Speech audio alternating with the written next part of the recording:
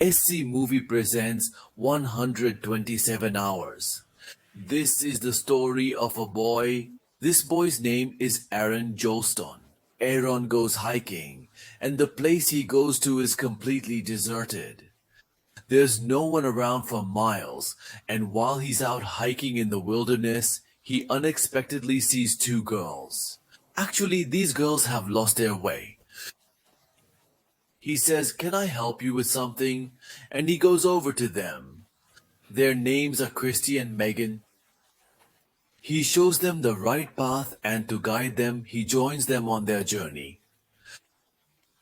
And when they get quite far, he says, "I know another way, and I guarantee you're going to have a lot of fun on this journey." And the three of them start moving ahead from the hill. These paths are very narrow, and when the three of them get a bit further, Aron jumps from there. Seeing this, the other two get scared. They think Aron has fallen. Just then, Aron calls out from below because there's a lot of water down there, and Aron tells them to jump down too. And then one by one they both jump down. They have a lot of fun in this game. They enjoy themselves in that pool for quite some time and then leave from there. After leaving, Aron has to go further for hiking, and Kristi and Megan have to go home. Now they take a selfie. Aron asks, "Will we meet again?" Megan says, "There's a party at our house tomorrow night, and you can come too." And then Aron leaves from there. Aron is now moving ahead through the mountain passes. He is enjoying this entire hike a lot, but the paths here are very narrow and very dangerous. And when Aron is descending between two narrow mountains, there's a rock there. Aron takes support from it, but the rock slips. Aron falls down because of this, and the rock he took support from suddenly falls on Aron's hand, causing him immense pain. Now Aron's hand is stuck under a rock between two narrow mountains, and he can't seem to free it. Although he isn't badly injured, his hand can't come out from there. He tries very hard to free his hand from its confines, but despite all his efforts, he ultimately fails. And when he realizes that his hand can't come out from there, he calls out loudly for Megan and Kristi, but his voice can't go out from there because these are narrow mountains. And getting a voice out from here, especially in a place where there's no sign of any human, animal, or bird for miles, is almost impossible. After this, Aron opens up his bag and takes out all of the hiking gear that he has packed inside it. He has to get out of here at any cost because he knows that maybe no one will come here for many months. Now the stuff he took out here includes a small knife, and he tries to break the rock from the side with that knife. But this is a solid rock, and at the same time, Aron's right hand is stuck inside the rock. That's why he's having even more trouble working with his left hand. But still, Aron doesn't give up. He continuously starts cutting it, and during this time, his knife slips from his hand and falls down, and now he can't pick up the knife with his hand because it's far from him. But still, somehow Aron manages to pull the knife towards him. And once again, he starts cutting the rock, but he completely fails in this task, and the edge of his knife also gets completely worn out. And now it becomes night, and Aron has been stuck here for many hours. He doesn't know how he can get out of here, so he keeps trying to get out of here to free his hand. And now Aron has been stuck here for 25 hours, but still he doesn't find any way out. After this, he turns on his camera and starts recording himself.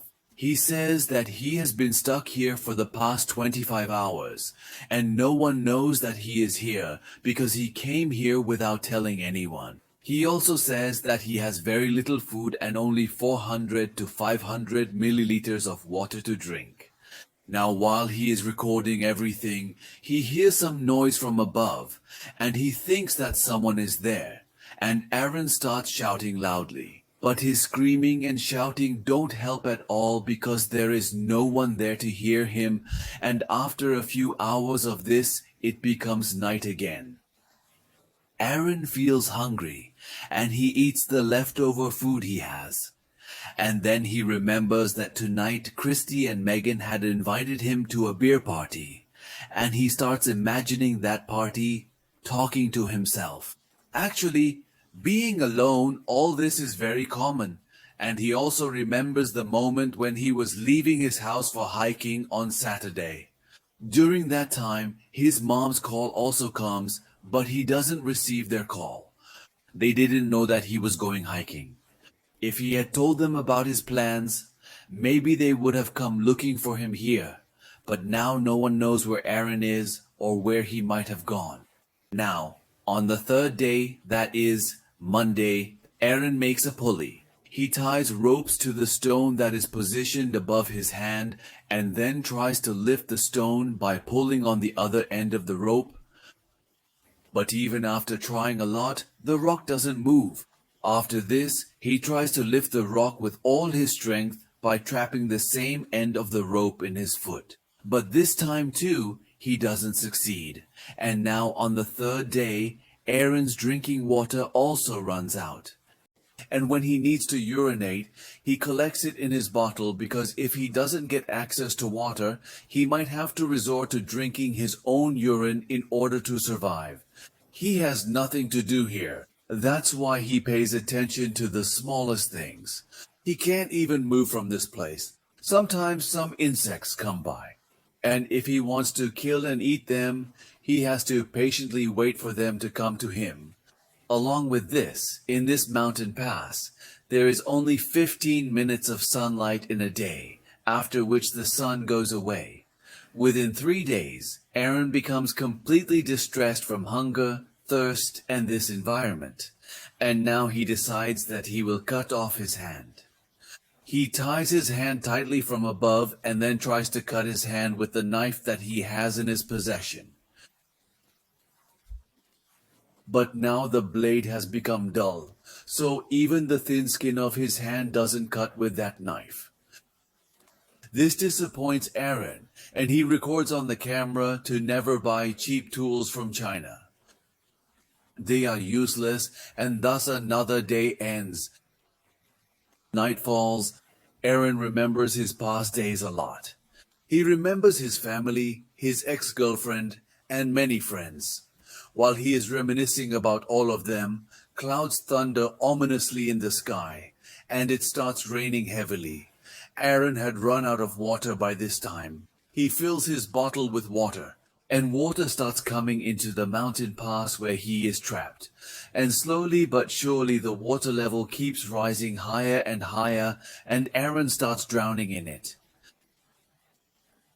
That's why we can easily lift even the heaviest things. And now Aron goes underwater and tries to lift the rock that is on his hand. After much difficulty and effort, he finally manages to lift the rock, and his hand comes out from there. After this, he quickly runs to his car, sits in his car, and then drives away from the national park. But in reality, all of this is just a dream. Aron is still trapped in that mountain pass, and he starts shouting loudly. He has been here for many days, so he starts having strange dreams and other unusual experiences. This is what it is called when there is nothing in front of you, yet you see a lot of things. Aron has been trapped in this place for 4 days, and this is his 5th day. That's why his behavior changes a lot. He talks to himself, does commentary, and says that if he had received his mom's call and told her that he was going to this place, maybe he wouldn't be trapped here today.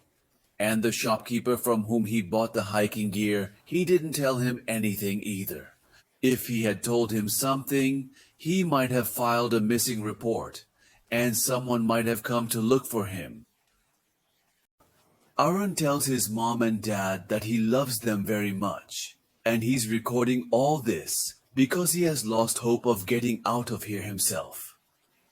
He's thirsty, he's hungry, he has no strength left in his body. And this huge rock, which he can't even move, has stopped Aron's entire life in this mountain pass. Now Aron ties his hand once again, and that knife, whose edge is completely dull, is in his possession. This time, however, he doesn't try to cut his hand with it. Instead, he starts driving the front side of the knife into his skin, and the knife touches his bone. Blood starts coming out of his hand, but Aron can't do anything beyond this, and another day passes like this. On the sixth day, Aron is now very weak, and if he doesn't get out of here now, he won't survive. Aron says that maybe this rock has been waiting for me all my life. Since I was born, this mountain pass has been waiting for me. Perhaps this is my destiny. And he writes R.I.P. on that very rock, along with his date of birth and his name below it, because he has now accepted that he cannot return alive from here. He becomes numb there in that very place, resigned to his fate. The next morning, on the sixth day, when he regains a little consciousness, he has some visions, and in those visions, he sees a child who is his future son, and he sees himself playing with his child. And then a spiritual strength comes within him, and he starts pushing his trapped hand in the opposite direction and breaks his hand's bone. After this, with the knife that he has, he carefully sharpens it and then slowly starts cutting into his hand. In this painstaking manner, he eventually separates his hand from his body. And today, on the sixth day, after sacrificing his hand, Aron frees himself from this rock, from this pass. Before leaving, he also takes a photo of his hand, the hand that is still stuck in that rock. Now Aron struggles to get out of this mountain pass. And after getting out, he sees that some rainwater has collected there. Aron goes to that place and drinks a lot of water, because for the past 6 days, Aron hasn't eaten or drunk water properly. That's why he drinks water to his heart's content and then moves forward from there. And he also sees that ribbon flying in the sky, which he used to see every day from that mountain pass. Today, he himself has finally become free like that. But getting out of Canyonlands National Park is still not that easy, because it's such a very vast and expansive wilderness. But Aron doesn't lose his willpower. Even after suffering from pain, he keeps moving forward, and then he sees a family that has come here for hiking. And Aron calls out to them. They run to him and call security to help Aron. After that, a helicopter arrives and Aron is taken to the hospital in that helicopter. Sometime later, Aron fully recovers, and the visions he had of his child eventually come true. 3 years later, Aron meets a girl named Jessica and they get married. After this, Aron has a son named Liv. Aron came very close to death during those 6 days. But even then, Aron doesn't give up his passion. He still climbs, and wherever he goes, he makes sure to leave a note about where he has been. And with that, this story ends. This is a true story in which Aron stayed in that mountain pass for 6 days, and on the 5th day, he even drank his own urine. He had written his date of birth and the date he expected to die on those rocks because he was convinced he wouldn't survive. The rock that trapped Aron's hand weighed 800 pounds, which is 360 kilograms. He had 350 milliliters of water to drink and very little food. But he didn't lose his composure, didn't lose hope, and that's why he was able to survive for 5 days. On the 6th day, when he felt he wouldn't make it, some unknown force helped him, and he had visions of his future son. This gave him strength and he managed to get out of there. Aron also mentioned in an interview that if he had cut off his hand earlier, he might have bled so much that he would have died before anyone found him. At the time he cut off his hand, if he hadn't done it then, he would have died trapped in that mountain pass forever. When Aron cut off his hand on the 6th day, his pulse was very low. His body was very weak, so he didn't bleed as much. Even after cutting off his hand, Aron wandered the wilderness for 4 hours. This incident happened on April 26, 2003, and a movie was made about it in 2010, which was a successful film. The movie is named 127 Hours because he was trapped under that rock in that pass for 127 hours. We hope you liked this story and enjoyed reading it.